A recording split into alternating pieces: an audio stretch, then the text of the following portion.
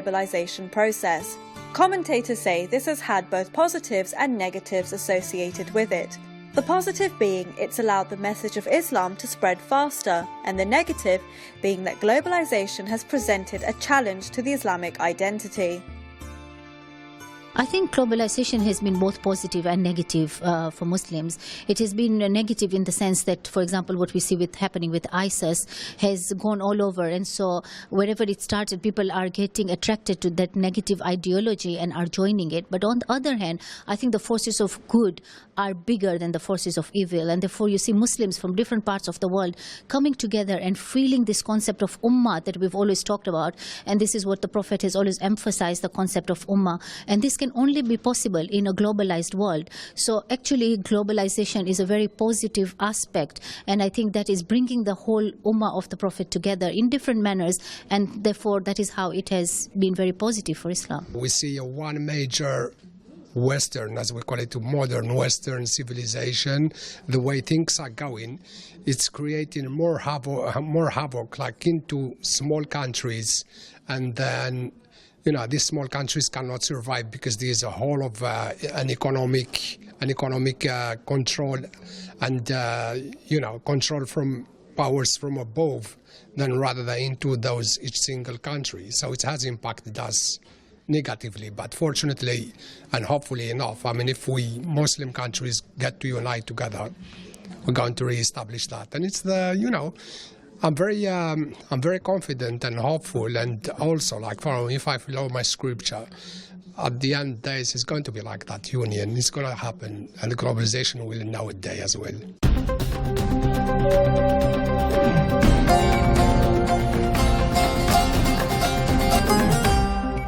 To address these and other issues, we have our esteemed guest, Professor Tariq Ramadan. Welcome to the program. Assalamu alaikum wa rahmatullah.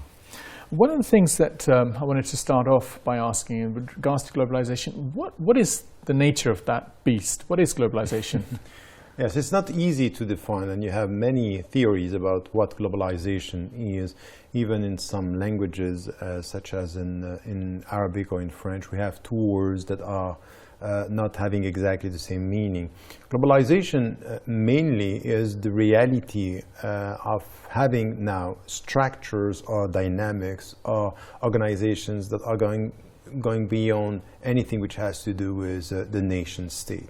So it's the reality that our world now is connected in different ways. So mainly when we speak about globalization, we refer to three dimensions. The first one has to do with communication, which with the technology that we have now, internet and everything, the connection is very quick, is that this global world is, straight away what is happening on the other side of the planet, and this is the communication had changed everything. Connected to this communication is the global economy, and the global economy is beyond the nation state.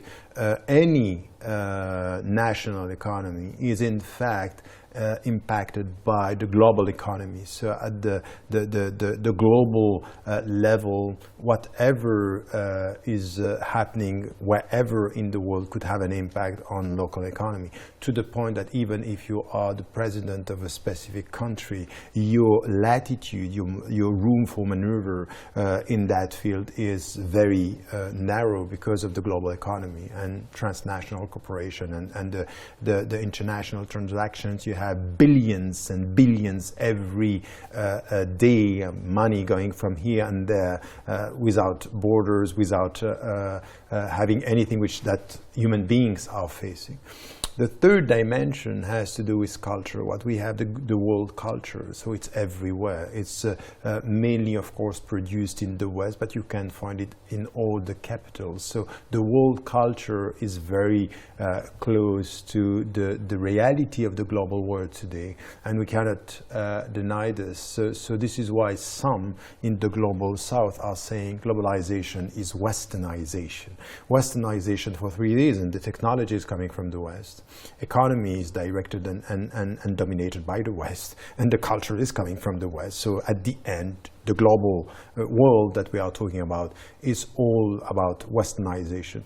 And I would say that you can't reject globalization, and this is where people who are anti-globalization ended up calling themselves alter globalization, saying we can't now come back to the past and avoid and reject this. The point is, could we have another globalization instead of denying the reality of it? One of the things that you said in there was this idea about that it goes beyond the nation state. In a sense, the nation state was a relatively recent invention.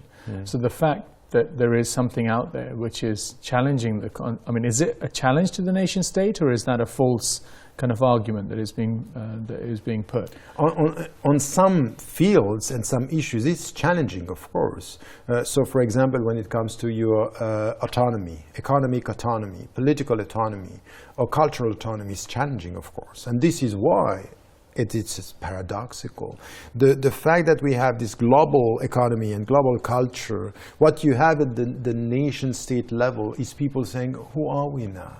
All the questions that are coming about identity, this identity business, it's coming as an answer or a reaction to the global world by saying all our features and milestones and references are scattered. So we come back to a very narrow understanding of who we are. So the far-right parties are playing with this as a rejection of the global culture and the global economy.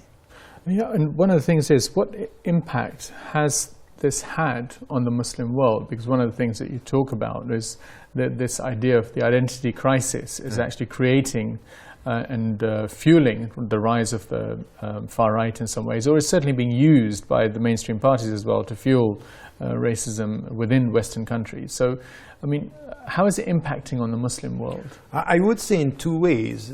In Muslim majority countries, we have something which is exactly the same as we have in the West. So the perception that now this world culture is coming to us, so we have a reaction where we are trying to define ourselves against. So it's as if, oh, it's coming from the West, so as Muslims we are against. Anything which is Western or perceived as such is wrong, which is wrong in itself. This is not the way. So this global world with this sense that we are under this Western cultural colonization or Western economic domination is having as an impact in Muslim majority countries to define our identity against, and to think that as Muslims we are in danger because the negative perception, by and large the Muslim or Islam has a very negative perception wherever we are on the globe. So there is a reaction here. So this is in Muslim majority countries with a very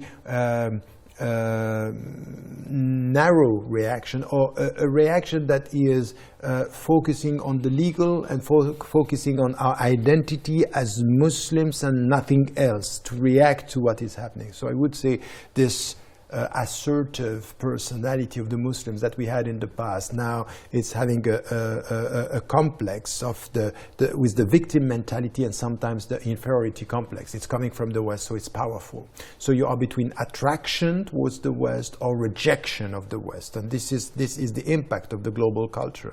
On the other side, very quickly, what we find in the West is also something which is important. Why? Because of the global world, many people in the West, they have the impression that they don't know how to define their identity. So they will define their identity against the Muslims. The Muslims are becoming the other. This otherness is helping the West to. So because we don't know how to define ourselves within the nation state, we don't know what is the common narrative, let us have a negative reference, which is the Muslim, and you might be an American Muslim or Western Muslims. The fact that you are Muslim is helping in this time, within this time of globalizations, to define oneself against the Muslim presence. I want to pick up on something that you said with reference to the Muslim countries in particular, and the fact that when something is coming from the West, there's an automatic one reaction is to reject, and there was, to link that with what you said earlier about what the global South is saying, that that actually globalization means Westernizations, if I can paraphrase what you said. Now, when that happens, that the idea of rejecting that Westernization, because through that globalization process, it's the cultural kind of gradual process of coming into the country Yeah. and then taking over and dominating the culture by having that Western culture. Surely, while theoretically many people would agree with you, but on a practical level, it's problematic, isn't it? It needs to be rejected. Yes and no, and this is why I would say we have to be selective. It's our problem in many Muslim majority countries is we take the worst from the West and we leave the best. It should be the other way around. It's all the culture of entertainment and wasting money and wasting. This is we take.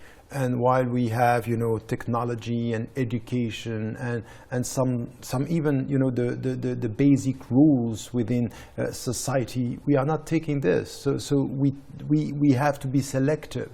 So I would say here that it's ambiguous because we have at the same time the two attitudes. We are attracted because we see that it's wealthy, there is an economic development, and there is education and there is freedom, and at the same time we are scared because it's against our values and some of the principles and the ethical framework and the religious respect is not there. So we are in between the two, attracted and rejecting at the same time.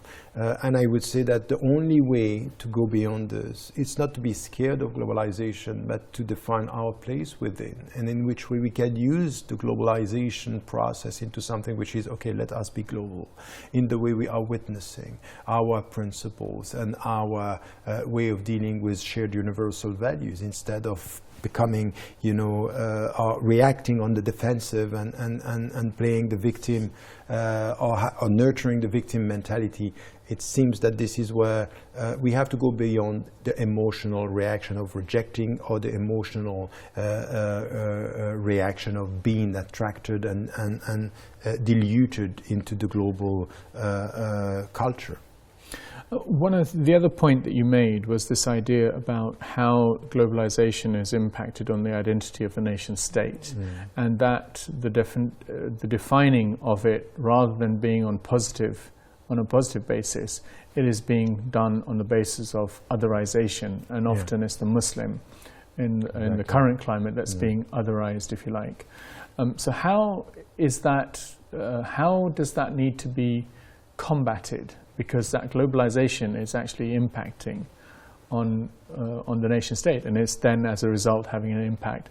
Or is that being used by the mainstream parties to actually say, okay, look, vote for us, otherwise? Exactly. How do we do? That's exactly the point. They are using this, and they are nurturing a kind of a narrative by saying, these people are colonizing us. It happened with the refugees, it happened with the migrants, it happens with the foreigners, now it happens with the Muslims, and this is what is happening. So there is a political game of instrumentalizing this presence as to define and say, because these governments today, they don't know how to deal with social injustice, they don't know how to deal with economic crisis, so there is a shift. As we are not longer dealing with politics, let us deal with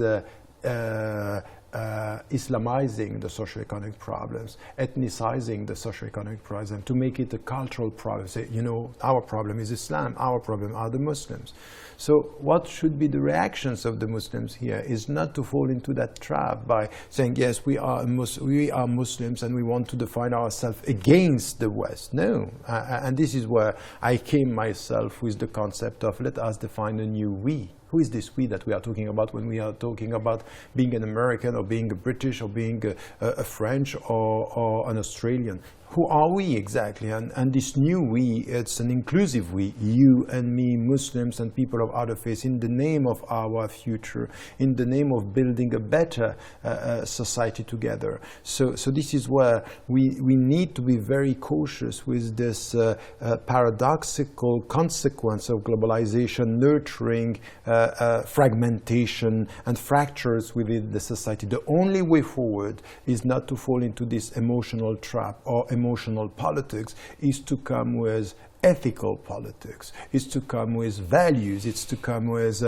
struggles that we have to implement together and a vision for the future. And if we are not going to do this, we are going to fall into the trap of divisive emotional politics. When you say that the idea of saying we and defining the we in terms of a collective where you take along this spectrum, one of the issues that people could potentially argue with that is that while you are being inclusive, the majority, the state, is not being inclusive of that concept that you are proposing.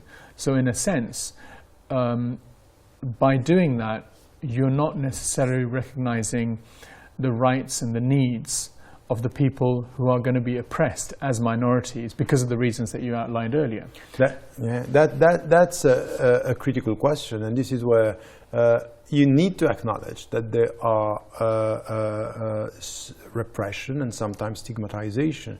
The question is, how do you respond to this? As victim of stigmatization, or being able to go beyond this by saying, look, no, I'm not going to position myself against you because you are repressing or you are spreading around Islamophobia or you are stigmatizing. You have to come to the universal value. Our answer to the people who are racist in the West is not, we are victim of your racism. No, we are citizens in this country and we are going to fight for our rights with all the people on your side and our side that are standing for principles. So we have to be very cautious not to fall into the trap by saying, oh, I'm going to save the whole thing by being a victim as a minority. And this is why we have to do this everywhere on earth. Everywhere on earth, when we see people using identity politics against, for example, it could be with far-right parties in the West against the Muslim. It could be racism against the Muslim. It could be what happened in Africa against the Muslims in some countries. It could be in Burma against the Muslim, the Rohingyas, and the Buddhists doing. It could be in Sri Lanka. We have to come say that's not going to work like this, because you have some principles when it comes to you, and you forget these principles when it comes to what you perceive as the other.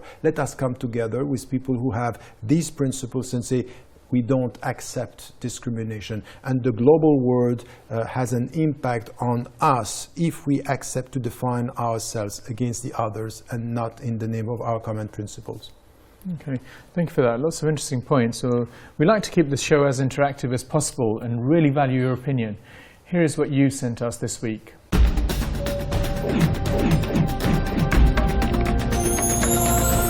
This week we asked, what impact has globalization had on Islam? Imran from the USA says, the impact of the current globalization on the Muslim world has been varied, with positive and negative outcomes for different nations. Globalization presents both these winners and losers with challenges, much as it does non-Muslim countries. And Abdul from the UK says, Islam is a globalized world in and out of itself. It is an international community that includes some of the richest and poorest countries in the world.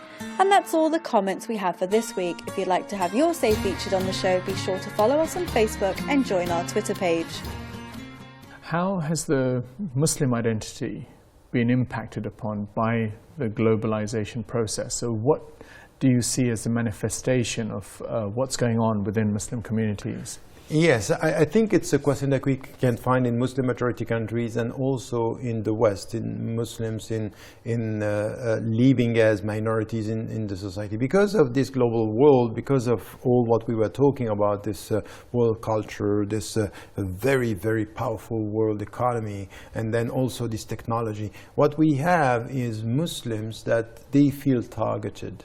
And as they feel targeted, they are almost by definition on the defensive. So they tend to define themselves with a very narrow understanding of what Islam is all about, and sometimes in a very literalist way. What we have coming from, and this is why it's very attractive for some, what is coming from some Gulf states, by defining Islam with a very narrow, set of rules, and this is, and always nurturing the sense of you are the other. You don't have to be like the others. Man tashabaha biqawmin fahuwa minhum. If you are like them, you are going to fall into what they want you to be diluted. And this, polarization, very narrow understanding, it's gaining ground if we don't have a discourse, if we don't have a vision which is coming to say the only right answer to globalization is not a narrow resistance, it's a global resistance with universal values beyond this, is to show at that time to take the opportunity. So this is why globalization could be an opportunity for Muslims to say, oh yes, that's it. So we acknowledge the fact that they are nation states, but we also acknowledge that our identity should be relying and based on principles beyond our secondary belongings, and never as victims in history, but subject of our history. So this is where it has to be an intellectual construction and not an emotional reaction. I think one of the things that's also, taking place, and we've talked about it, that as the globalization has actually gone on, while we're talking about the idea of constructing a we that is going to be different, that is going to present itself, there's also been an increase in the segregation and the racism that is often felt in different communities. Now, there is a need to combat that.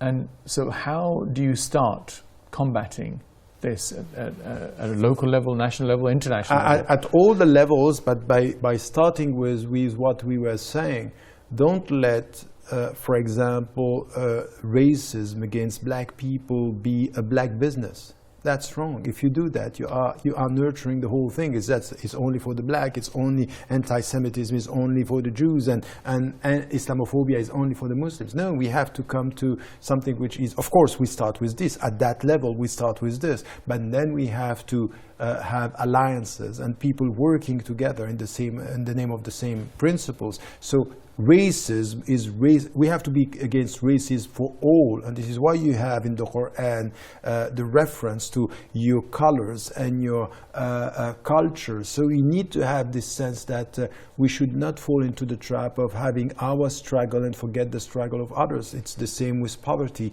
So we have to be global in the way we are dealing with the issues, and it's exactly the same with global warming, for example. It's the climate, environment now. The consequence is that you can't just try to work in a specific country. It's global, so you have to come together. So as much as you have to do this with environment, you have to do this with racism. We have to do this with everything which has to do with freedom of conscience and religions, and the fact that we want to protect the dignity of the people. So once again, globalization is pushing us towards our emotional reaction.